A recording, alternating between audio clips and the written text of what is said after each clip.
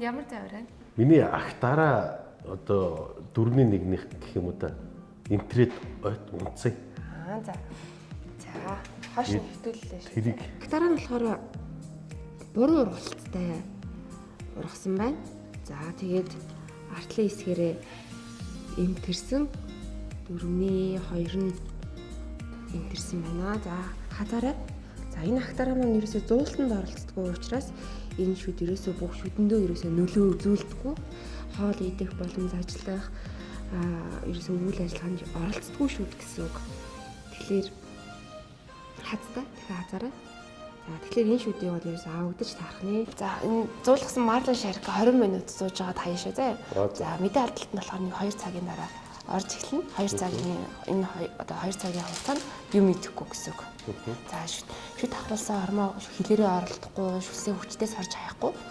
Шүд ахвалсан дараа өвдөх ёсгүй. Хэрвээ өвдөх юм бол хүчин намдах энд дарагддаг хөнгөн эмнэлтний тийм өвдөлтүүд бол байж болно шүү за. Маргааш үлгэр үзлээ шүднийхээ сайзаараа маш хөнгөн зөөлхөн шүднийхээ ормыг бол одоо угаах нь за.